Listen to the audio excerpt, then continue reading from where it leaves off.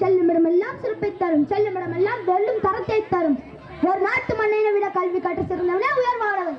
மன்னனுக்கு தன் தேசத்தில் மட்டும்தான் சிறப்பு, ஆனால் கல்வி கற்றவனுக்கு செல்லுமிடமெல்லாம் சிறப்பு என்று சொன்னவர் ஔவையார். பிச்சை எடுத்தாவது கல்வி கற்பாயாக என்கின்ற நம் பழந்தமிழ் கற்கை நன்றே, கற்கை நன்றே, பிச்சை புகிலும் கற்கை நன்றே. ஏனென்றால் பெற்ற தாய் கூட தன் மக்களின் கல்வி அறிவு நிறைந்த மகனை தான் பெரிதும் நேசிப்பாள்.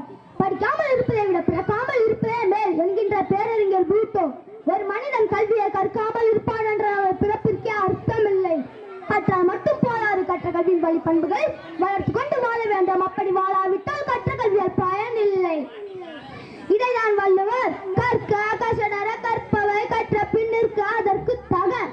இதன் பொருள் கல்வியின் பயன் கற்றல்ல, கற்றபடி நிற்றல், பிறருக்கு பகிர்தல், ஒழுக்கமாய் வாழுதல். நீங்கள் எப்பேற்பட்ட செல்வத்தை அடைந்தாலும் அது கண்டிப்பாக ஒரு நாள் அழியக்கூடியது. நீங்கள் பெற்ற கல்வி செல்வம் ஒரு காலம் உங்களை விட்டு போகாது. நீங்களே இந்த உலகை விட்டு போனாலும் நீங்கள் படித்த கல்வி, நீங்கள் கொடுத்த கல்வி இந்த உலகை விட்டு போகாது. பாரதியார், விவேகானந்தர், ராமானுஜர் உள்ளிட்ட கல்வி அறிவு நிறைந்த மாமேதைகள் 35 வயதிற்குள்ளாகவே உலகை விட்டு சென்றாலும் அவர்கள் கற்ற கல்வி அவர்களை உயர்த்தி நிறுத்தியது. இன்னும் அவர்களை நினைவுபடுத்துகிறது. கற்ற கல்வியால் உயரும் முன் பிறப்பு, கல்வியால் வளரும் முன் பொறுப்பு. கற்றோருக்கு சென்ற இடமெல்லாம் சிறப்பு. படி படி நல்லா படி, காலையில் படி, மாலையில் படி, கடும் பகல் படி, பொருள் படும் படி, நல்ல நூல்களை படி. படித்தால் தான் இந்த உலகின் வெற்றி படியை அடைய முடியும். நிறுத்திய அண்ணன் பேச்சை முடித்து விடைபெறுகிற. நன்றி தருது. வாழ்க தமிழ், வளர்க இந்தியா, ஜெய்கன். கோவிந்தராஜன் அவர்களுக்கு நன்றி. படிப்போம் வாழ்வில் உயர்வோம் என்று அற்புதமாக சொன்னாங்க. அடுத்தது வர்ஷினி. அனைவருக்கும் என் பணிவான வணக்கத்தை தெரிவித்துக் கொள்கிறேன். முயற்சியிலே கடல் அலையாயிருந்தால் சிகரம் கூடனை தொட்டுவிடும் தூரம்தான். வாழ்ந்து காட்டுங்கள். முடியாது முடியாது என்று ஒதுங்காமல் முடியும் முடியும் என்று முயலுங்கள். அப்பொழுதுதான் வெற்றியும் மகிழ்ச்சியும் உங்கள் வாசல் தேடி வரும். மனிதன் ஓடி ஓடி உழைக்கின்றான், கஷ்டப்பட்டு பணம் சம்பாதிக்கிறான். எதற்காக? மகிழ்ச்சியாக வாழ வேண்டும் என்பதற்காக தான் அல்லவா? வந்த துன்பம் எதுவென்றாலும் வாடி நின்றால் ஓடுவதில்லை. இளைய சமுதாயமே, நீ மகிழ்ச்சியுடன் விழித்திரு. நீ தூங்கிவிட்டால், சோம்பேறி ஆகிவிட்டால் உன்னை சுற்றி சிலந்தி பூச்சி கூட வலை பின்னிவிடும். பள்ளி ஆசிரியர் ஒருவர் மரத்தடியில் வாழும் குறவர் கூட்டத்தை பார்த்து எல்லாரும் படிக்கணும், அப்பதான் பண்பு வளரும், அறிவு வளரும், நாகரிகம் வளரும் என்றார். அந்த குறவர் கூட்டத்தில் இருந்த ஒரு பையன் எழுந்து நின்று, ஐயா நாங்க கொக்கு சுடுவோம், குருவி சுடுவோம், காக்கா சுடுவோம், கௌதாரி சுடுவோம். அதான் நமக்கு தெரியும் ஐயா. நீங்க படிச்சவங்க, உங்களுக்கு என்ன தெரியும்? காந்தி சுடுவீங்க, இந்திரா காந்தி சுடுவீங்க, ராஜீவ் காந்தி சுடுவீங்க. இதான் படிச்சவங்க பண்பாடும் நாகரிகமும், எங்களுக்கு வேண்டாம் சாமியும் என்றான் அந்த பையன். இதை கேட்ட ஆசிரியர் திகைத்து நின்றார். நாகரிகம் என்பது நல்ல உடைகளில் அல்ல, நல்ல உள்ளத்திலும் ஒழுக்கத்திலும் தான் இருக்கிறது. விவசாயியின் வாழ்வில் மகிழ்ச்சி மலர மழை நீரை சேமிக்க வேண்டும். அம்மாவையும் அப்பாவையும் முதியோர் இல்லத்தில் சேர்க்க தெரிந்த நமக்கு மழை நீரை சேகரிக்க தெரியவில்லை. அதனால் தான் தெருக்கள் சேர்த்து வைத்து சாக்கடையாக்க முயற்சிக்கிறோம். எனவே மழை நீரை சேமித்தால் விவசாயியின் வாழ்வில் ஏன் அனைவரது வாழ்விலும் மகிழ்ச்சி மலரும். எனவே மழை நீரை சேமித்தால் விவசாயியின் வாழ்வில் ஏன் அனைவரது வாழ்வில் மகிழ்ச்சி மலரும்.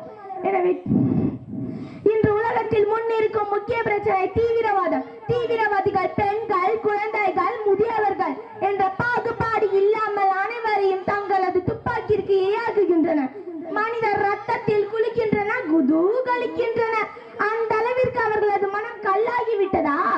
கல்லுக்கும் ஈரம் உண்டே. மனித நேயம் எங்கே மறைந்து போனது? மனித நெஞ்சங்கள் மறந்து விட்டனவா? தீவிரவாதத்தை ஒழிக்க அணு ஆயுதத்தை வாங்காதீர்கள், அன்பெனும் ஆயுதத்தை விற்பனை செய்யுங்கள். ஆண்டவனே அன்புக்கு அடிமையாகும் போது இந்த தீவிரவாதிகள் எம்மாத்திரன்? அன்பினால் அன்பை போதிக்கும் மதத்தை பரப்புவதற்கே இனி தீவிரவாதம் நிகழவே கூடாது. அன்பினால் நாட்டில் மட்டுமல்ல வீட்டிலும் மகிழ்ச்சி மலரும். நாம் மட்டும் மகிழ்ச்சியாக இருந்தால் போதுமா? எல்லாரும் மகிழ்ச்சியாக இருந்தால் தானே உலகத்தில் மகிழ்ச்சி மலரும். எனவே இருப்பவர்கள் இல்லாதவர்களுக்கு கொடுக்க வேண்டும். ஏழைகளின் வயிற்றை முன்னர் நிரப்போம், திருப்பதி உண்டியலை பின்னர் நிரப்போம். ஏழைகளின் சிரிப்பில் தான் இறைவனை காணலாம், ஏழைகளின் சிரிப்பில் தான் இறைவனை காணலாம். எனவே தோல்விகளை என்று துவண்டு விடாமல்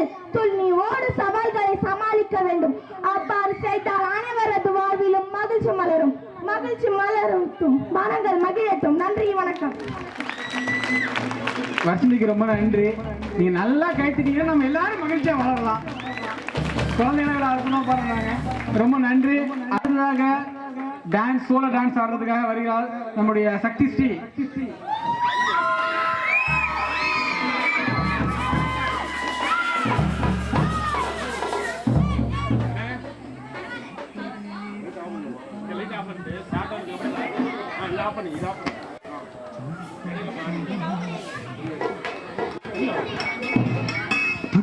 நானும் விட மாட்டேன்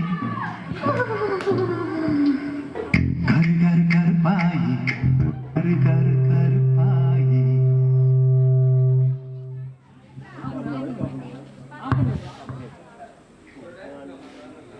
நவரு அண்ணன் நவருங்க. அது ஏன் கருப்பாயி தொட தொட தொட மாட்டேன் தொட்டா நானும் விட மாட்டேன் கரு கரு கருப்பாயி நீ விட்டது ஏன் கருப்பாயி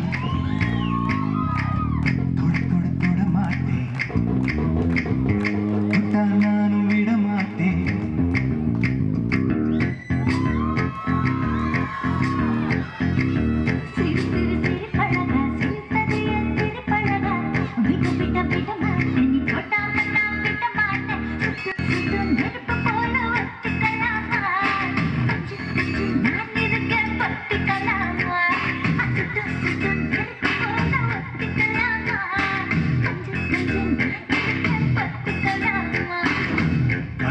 கருப்பாயி வெளுத்தது ஏன் கருப்பாயி தொட தொட தொட மாட்டேன் தொட்டா நானும் விட மாட்டேன்